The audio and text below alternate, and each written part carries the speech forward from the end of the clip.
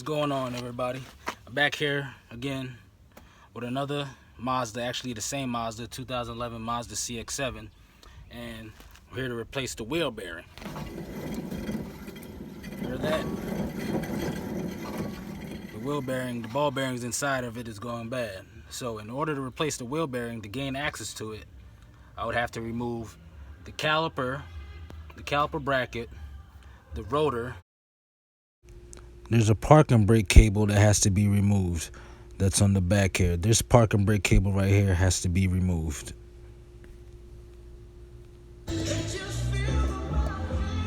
So let's go ahead and get started.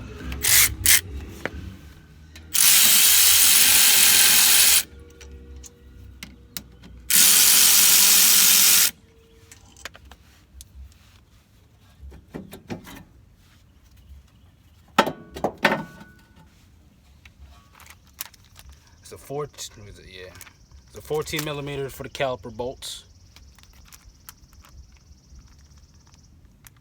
and the caliper bracket maybe a 17. Yep, it's a 17.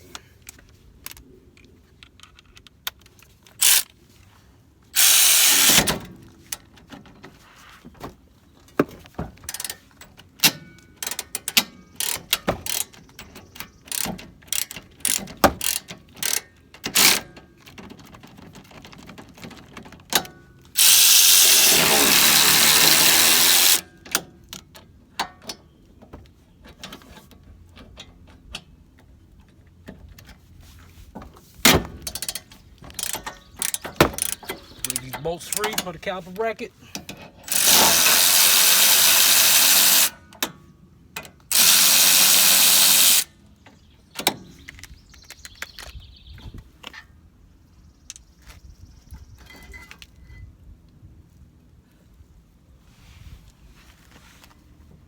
You gotta get the rotor off.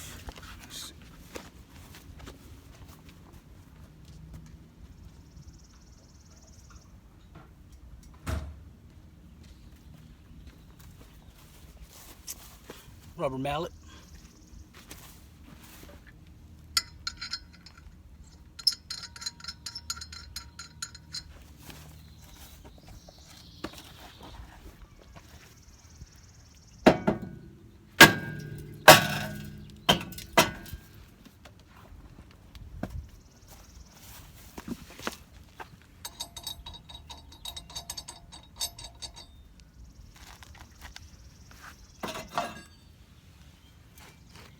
Okay, now they got the rotor off. You can hear it actually. The ball bearings are going bad inside of it. So, to gain access to the bearing, there's 4 screws that's in the back of this. Let me show you guys where. Okay, so those are the 4 bolts that is holding the wheel bearing or wheel hub assembly in place, and that bolt in the middle is the wheel speed sensor. So before you take out those 4 star bolts, you have to take out that wheel speed sensor first, so there's no damage to it. Okay, so I got the bolt out the ABS wheel speed sensor, which was a 10 millimeter, and I got the 4 star point bolts that were in the ABS hub, which was a T55. That's what you need. So now, only thing left to do is actually get this whole hub assembly off, which I'm going to use a hammer and try to hammer it out. Okay, so after a couple whacks with the hammer, I was able to get it loose. Now the only thing that's holding it in place is this emergency park brake cable. So I have to take off this emergency park brake cable and separate it, and then I'll get the hub off.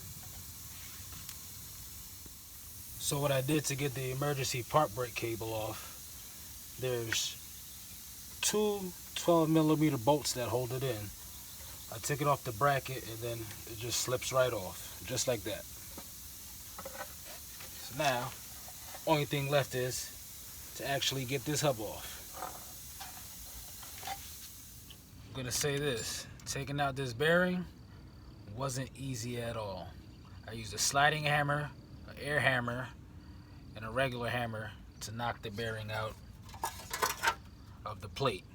So it's completely out now.